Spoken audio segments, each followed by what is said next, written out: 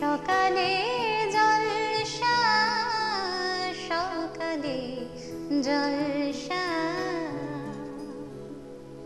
নমস্কার, আপনারা দেখছেন সকালের জলসা। পরিচালনায় শামশের মল্লিক আর সঞ্চালনায় আমি আপনাদের বন্ধু বাপ্পা। আজ আমরা এই অনুষ্ঠানে পেয়ে গেছি একজন আবৃত্তি শিল্পী বন্ধুকে। আসুন তার সাথে পরিচয় করে নেব। আপনার নাম? চামেলি সেনগুপ্ত। আপনি কোথা থেকে আসছেন? আমি কোন্নগরে থাকি বর্তমানে। আচ্ছা, ওখান থেকে আসছি। মানে হুগলি জেলা? হুগলি জেলা। আপনি কি করেন? আমি প্রায় মানে এখন আগে আমি অধ্যাপিকা ছিলাম। আচ্ছা আচ্ছা। তো কোনো একটা কারণে আমার বাইরে যাওয়ার কথা ওঠে এবং তখন সেই সময় আমার রিজাইন করি আর কি। আপাতত আমি আবৃত্তি বা এগুলো নিয়েই আছি এবং সাইমালটেনিয়াসলি অন্যগুলোও দেখছি। আজকে আপনি এই অনুষ্ঠানে প্রথম কোন কবিতা শোনাবেন আমাদের? প্রথম আমি কবিগুরু রবীন্দ্রনাথ ঠাকুরের কৃপণ কবিতাটি শোনাবো। আচ্ছা। তার আগে আমি 2-3 লাইন বলে নিতে চাই। কৃপণ কবিতাটি খেয়া কাব্যগ্রন্থের অন্তর্গত এবং এর পটভূমি হিসেবে বলা যায় যে সময় আমাদের স্বাধীনতা আন্দোলন চলছিল, সে সময় বিভিন্ন নেতাদের যেসব মধ্যে দ্বন্দ্ব বা যেরকম আর কি মতানৈক্য যেগুলো, সেগুলো কিন্তু কবির মনে আলোড়ন তুলেছিল এবং তারই পরিপ্রেক্ষিতে এটা লেখা। কবিতাটির মধ্যে এমন একটা বিষয় আছে যেটা ক্ষুদ্র আমিত্ব থেকে অনেক বড় মানুষ হওয়ার সম্ভাবনা দেখায়। ক্ষুদ্র আমিত্বের বাইরে যে একটা বৃহৎ পরিসর আছে, সেখানে আমাদের শুধু নেওয়ার ব্যাপারটা না, দেওয়ার ব্যাপারটাও থেকে যায়। কবিতাটি তারই একটা অন্তর্নিহিত অর্থ নির্দেশ করে। আমরা সেই কবিতা শুনে নেব আপনার কণ্ঠে। কৃপণ, কবিগুরু রবীন্দ্রনাথ ঠাকুর। আমি ভিক্ষা করে ফিরতেছিলেন গ্রামের পথে পথে, তুমি তখন চলেছিলে তোমার স্বর্ণরথে। অপূর্ব এক স্বপ্ন সম লাগতেছিল চক্ষে মম। কি বিচিত্র শোভা তোমার, কি বিচিত্র সাজ। আমি মনে ভাবতেছিলে এ কোন মহারাজ। আজি শুভক্ষণে রাত পোহালো, ভেবেছিলেন তবে আজ আমারে দাঁড়ে দাঁড়ে ফিরতে নাহি হবে। বাহির হতে নাহি হতে কাহার দেখা পেলেম পথে। চলিতে রথ ধনধান্য ছড়াবে দুই ধারে। মুঠা মুঠা কুড়িয়ে নেব ভারে ভারে। দেখি সহসা রথ থেমে গেল আমার পানে এসে। আমার মুখ পানে চেয়ে নামলে তুমি হেসে। দেখে মুখের প্রসন্নতা জুড়িয়ে গেল সকল ব্যথা। হেনকালে কিসের লাগি তুমি অকস্মাৎ আমায় কিছু দাও গো বলে বাড়িয়ে দিলে হাত। মরি একই কথা রাজাধিরাজ, আমায় দাও গো কিছু। শুনে ক্ষণকালের তরে রইনু মাথা নিচু। তোমার কি ভাও বা ভাছে ভিখারি ভিক্ষুকের কাছে, এ কেবল কৌতুকের বশে আমায় প্রবঞ্চনা। ঝুলি হতে দিলেন তুলে একটি ছোট কণা। যাবে পাত্রখানি ঘরে এনে উজাড় করি, দেখি ভিক্ষা মাঝে একটি ছোট সোনার কণা দেখি। দিলেন যা রাজ ভিখারিরে, স্বর্ণ হয়ে এলো ফিরে। তখন কাঁদে চোখের জলে দুটি নয়ন ভরে। তোমায় কেন দিইনি আমার সকল শূন্য করে। তোমায় কেন দিইনি আমার সকল শূন্য করে। বাহ, সকালটা আরো বেশি সুন্দর হয়ে উঠলো আপনার কণ্ঠে এই কবিতা শুনে। আপনি কতদিন ধরে কবিতার সঙ্গে যুক্ত আছেন? দেখুন, আমি সাহিত্য ভালোবাসতাম, কবিতা পড়তে ভালোবাসতাম।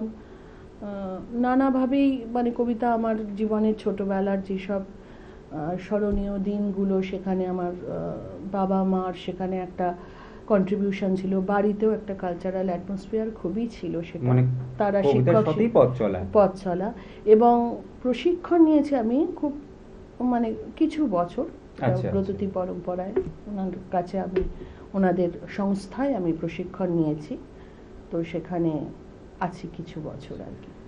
আমাদের পরবর্তী কবিতা আপনি কি শোনাবেন? পরবর্তী কবিতা আমি কবি শঙ্খ ঘোষের সঙ্গিনী কবিতাটি শোনাতে চাই। এই প্রসঙ্গে আমি একটু দু তিন কথা বলি, বেশি কথা তো বলা যাবে না, তো এই প্রসঙ্গে আমি দু তিনটে লাইন বলি। এখনকার জগৎ বড় আপাত চাকচিক্যময়, একদমই তাই। বড় যেটাকে বলে সুপারফিশিয়ালি আমাদের সব কিছু হয়ে গেছে। মুখের থেকে মুখোশকে কিন্তু আমরা হয়তো দেখিয়ে চলেছি, বিশ্বাস করে চলেছি কিনা জানি না, কিন্তু দেখিয়ে চলেছি বেশি প্রাধান্য। সেরকমই আমি লক্ষ্য করি, যেটা হাগ ডে, ভ্যালেন্টাইন্স ডে, এত ডে প্রাধান্য, এত ছড়াছড়ি, এত পোস্ট, এত কিছু, কিন্তু জীবনে চড়াই উতরাইয়ে যদি ভালোবাসা বা প্রেম যাই বলুন, সেটা কিন্তু একটা জীবনের বন্ধুর পথে বোঝা যায়, যে অর্ধের মধ্যে তাকে বোঝা যায়, সেটা কিন্তু এক মানে ফুলে বিছানো পথে কখনো বোঝা যায় না, সেটা আমাদের মানতে হবে।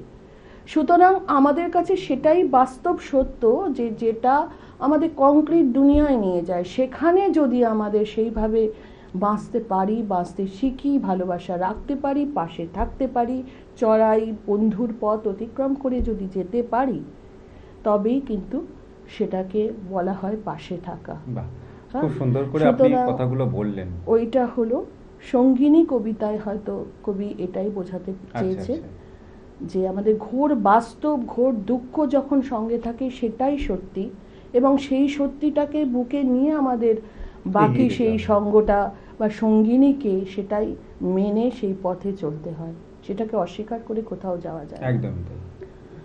তো আমি কবি শঙ্খ ঘোষের সঙ্গিনী কবিতাটি নিবেদনে রাখলাম। সঙ্গিনী। হাতের ওপর হাত রাখা খুব সহজ নয়, সারা জীবন বইতে পারা সহজ নয়। এ কথা খুব সহজ, কিন্তু কে না জানে, সহজ কথা ঠিক ততটা সহজ নয়। পায়ের ভিতর মাতাল, আমার পায়ের নিচে মাতাল, এই মদের কাছে আমরা সবাই ঋণী। ঝলমলে ঘোর দুপুর বেলাও সঙ্গে থাকে হাঁ করা ওই গঙ্গা তীরের চণ্ডালিনী। সেই সনাতন ভরসাহীনা অশ্রুহীনা, তুমি আমার চিরকালের সঙ্গিনী না?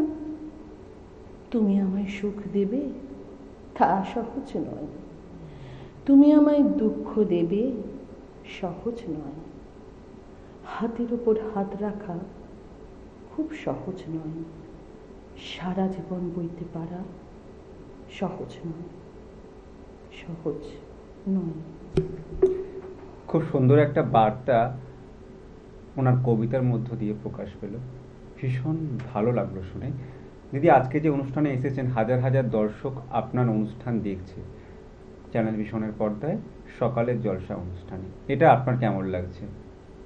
দেখুন, সত্যি কথা বলতে গেলে নার্ভাসনেস তো লাগছে, দেখছে ভালো লাগছে, তাদের যদি ভালো লাগে আমারও ভালো লাগবে। এবং আপনি তো বহু জায়গায় অনুষ্ঠান করেছেন, স্টেজে উঠেছি, আজকে আরো একবার আপনাকে সঙ্গে পেয়েছি। আপনি কি আর কোনো কবিতা শোনাবেন আমাদের?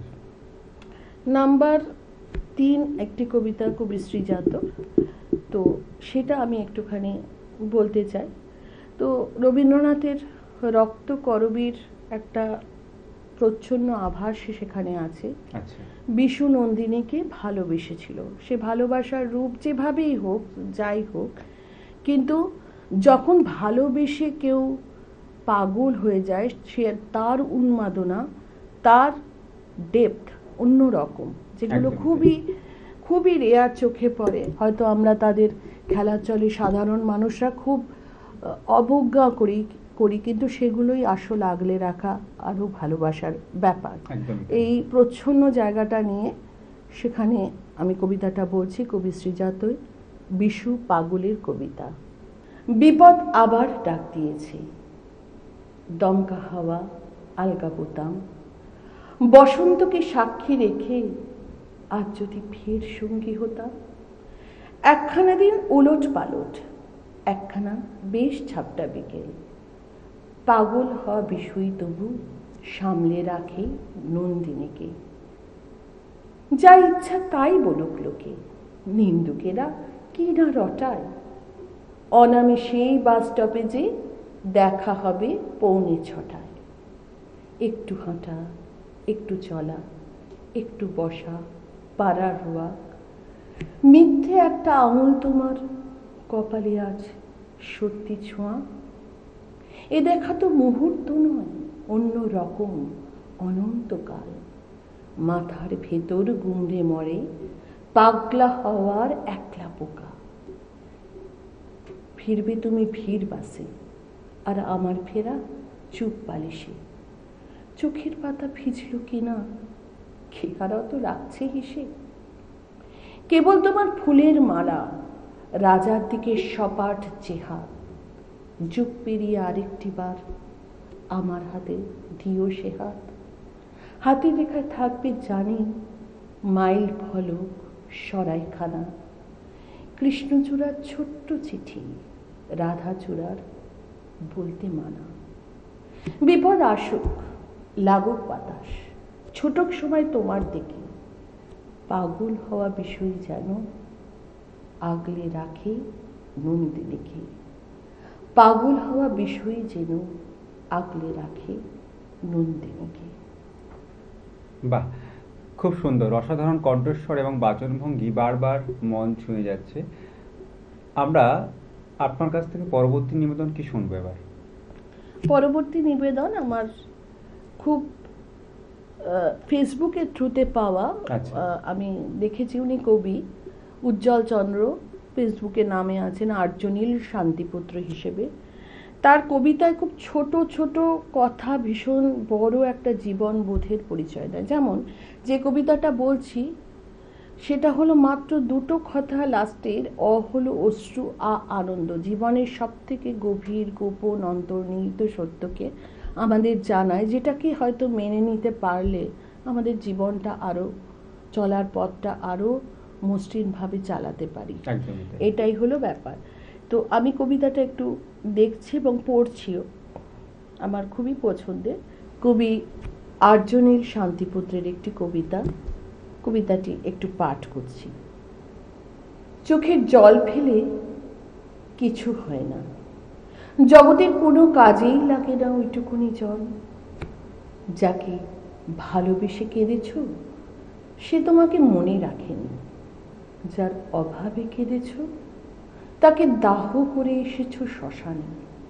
অথচ চোখের জল তোমাকে স্নিগ্ধ করেছে, বেদনা বয়ে এনেছে অপার আনন্দ। আর তুমি মনে মনে ভেবেছ চোখের জল ফেলে কিছু লাভ হয় না, ওইটুকুনি তো জল।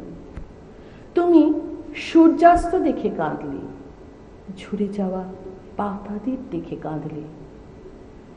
গতকাল মাধবীলতা গাছটির জন্য কেঁদেছ, আর আজ বিকালে নদীতে খেয়া পারাপার দেখে।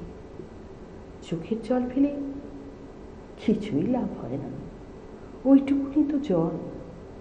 শুধু পৃথিবী চিরতরে নিভে যাওয়ার আগেই মানুষ কবে কার বর্ণ পরিচয়টুকু শেষবারের মতো বুঝে নিতে পারে। অমানিক, অশ্রু, আহ্ল, আনন্দ। ভীষণ ভালো লাগলো আপনার কবিতা শুনে এবং আপনাকে সঙ্গে পেয়ে। আমাদের সকালে জলসার পক্ষ থেকে আপনার জন্য রয়েছে সার্টিফিকেট, রয়েছে গিফট কুপন, আপনার জন্য রয়েছে মেডেল, ধন্যবাদ, আর রয়েছে মেমেন্টো। অনেক অনেক শুভেচ্ছা আর শুভকামনা আজকের শিল্পী বন্ধুর জন্য। यदा यदा हि धर्मस्य ग्लानिः भवति भारत अभ्युत्थानम् अधर्मस्य तदात्मानं सृजाम्यहम्। যুগে যুগে যখন সমাজে অত্যাচার বেড়ে ওঠে, আর তখন সেই পাপ নাশির জন্য একজন নাসিহার আবির্ভাব ঘটে, কখনো ভালো রূপে বা কখনো জান্নাত রূপে।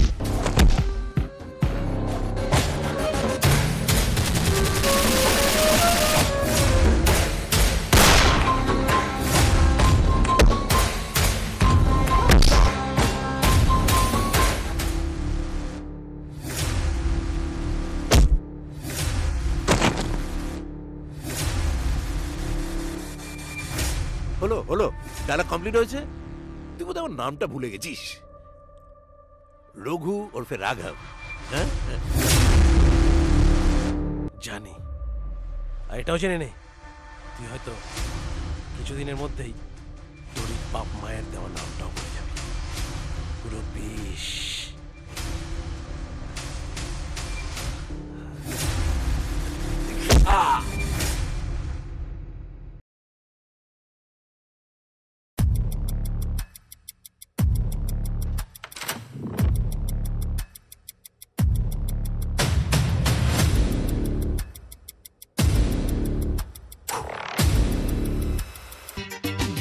নাচ, গান অথবা আবৃত্তি সবার সামনে তুলে ধরতে চান আপনার প্রতিভা?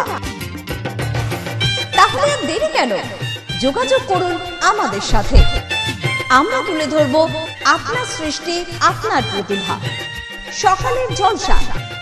যোগাযোগ করুন 9830567111 অথবা 7699587887 এই নম্বরে।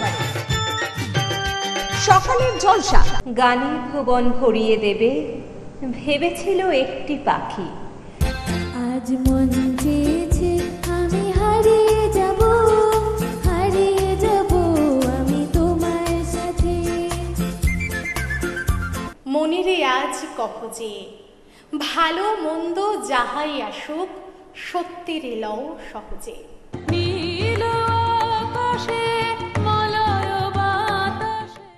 ফাগুন হাওয়ায় হাওয়ায় করেছি যে দান, তোমার হাওয়ায় হাওয়ায় করেছি যে দান।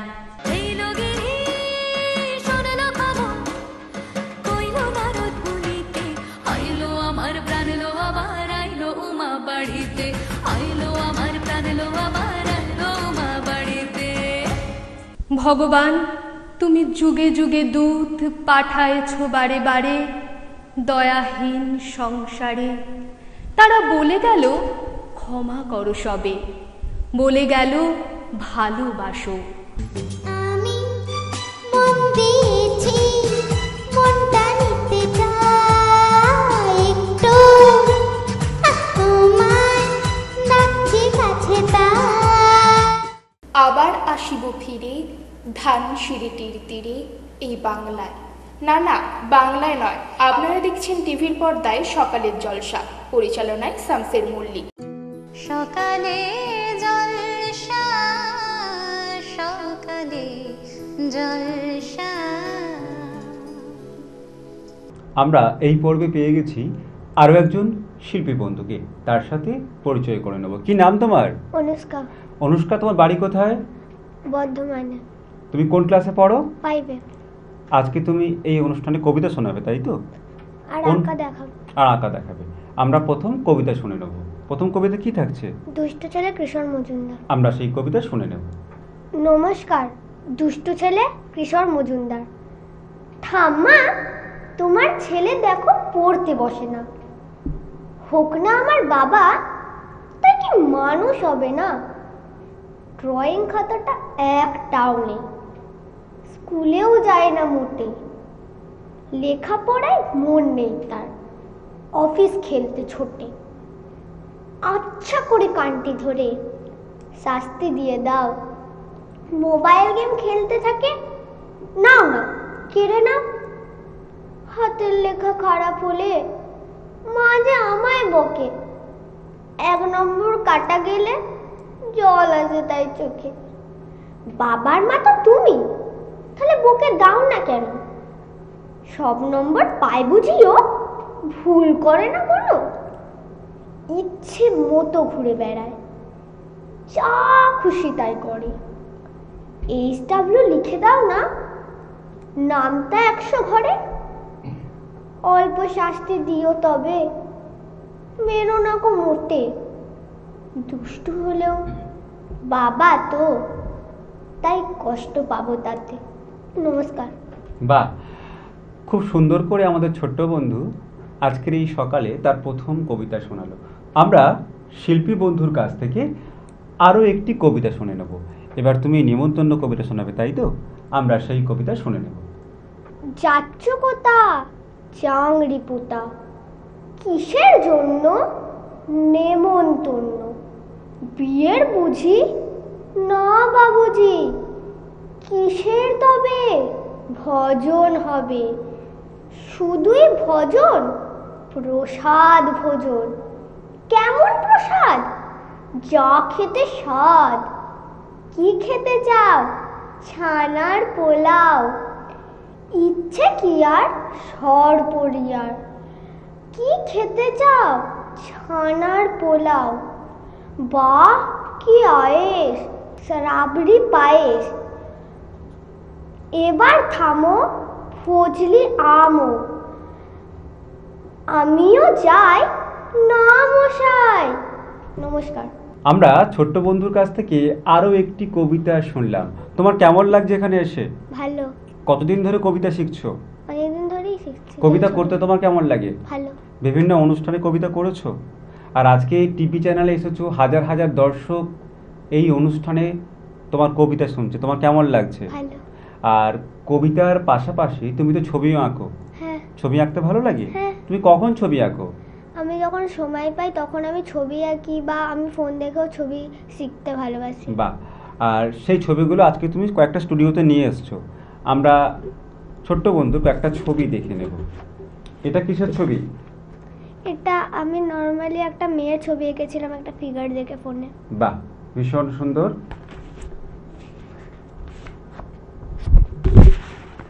তারপর এটা আমি ফোন থেকেই শিখেছিলাম। এটা প্রথমে আমি মানে যখন ছোট ছিলাম তখন এটা বানিয়েছিলাম। আমি এটা ফোন দেখেই শিখেছি। বাহ, মগের মধ্যে পাখির ছবি, তাই তো? হ্যাঁ। ভীষণ সুন্দর। এটা কিসের ছবি? এটা একটা মেয়ে কলসি নিয়ে জল নিয়ে আসছে বাড়িতে। আচ্ছা, মানে গ্রাম বাংলার একটা দৃশ্য। হ্যাঁ। এটা কিসের ছবি? এটা মা দুর্গার একটা ছবি। মা দুর্গার একটা রূপ, তাই তো? হুম। বাহ, ভীষণ সুন্দর। যত ছবিগুলো দেখছি আরো বেশি করে দেখতে ইচ্ছা করছে। এটা কিসের ছবি? এটা মানে স্যালুট করছে আমার দেশের পতাকাকে। আচ্ছা আচ্ছা, 15ই আগস্টের সময়। হ্যাঁ। তুমি কোন ক্লাসে পড়ো? 5।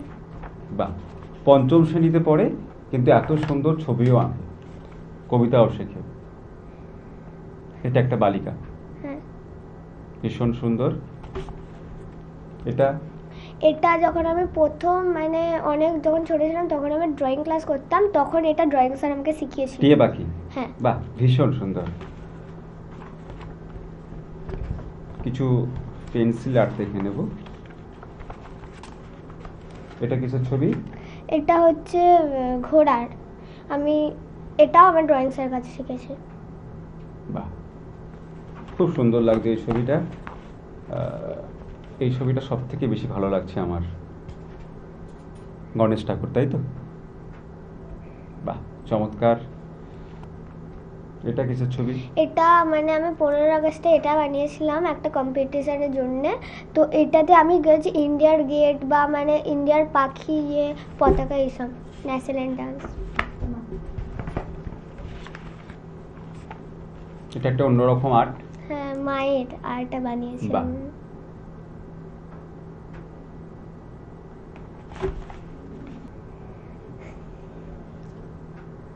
তারপর দেখে নেব এটা কিসের ছবি বলো? এটা মানে আমি একটা অন্যদের বাড়িতে গেছিলাম, তখন এই ফুলের ইয়েটা দেখেছিলাম। হ্যাঁ, ফুলদানিটা দেখেছিলাম, আমার পছন্দের ছিল বলে ছবি বানিয়েছি। এটা একটা গ্রাম বাংলা, বৃষ্টি হচ্ছে, তাই তো? না না, বৃষ্টি হয়নি, মানে যখন সকালবেলা রোদটা উঠছে তখনকার একটা ইয়ে। আচ্ছা আচ্ছা আচ্ছা, বাহ। আমরা বেশ কয়েকটি ছবি তোমার দেখলাম। তুমি ভবিষ্যতে কি হতে চাও বড় হয়ে? টিচার। বাহ, তখনও কি কবিতা এবং ছবি আঁকবে তুমি? হ্যাঁ। বাহ, ভীষণ ভালো লাগলো আজকে শিল্পী বন্ধুকে সাথে পেয়ে। তোমার কেমন লাগলো এখানে এসে? আমার খুব ভালো লেগেছে। এবং আমাদের সকালের জলসার পক্ষ থেকে তোমার জন্য রয়েছে সার্টিফিকেট, থ্যাংক ইউ। তোমার জন্য রয়েছে মেডেল, যার কণ্ঠে আমরা কবিতা শুনলাম, থ্যাংক ইউ। রয়েছে মেমেন্টো, থ্যাংক ইউ। রয়েছে গিফট কুপন। Thank you. অনেক অনেক শুভেচ্ছা আর শুভকামনা আজকের শিল্পী বন্ধুর জন্য। আমাদের অনুষ্ঠান এই পর্যন্ত।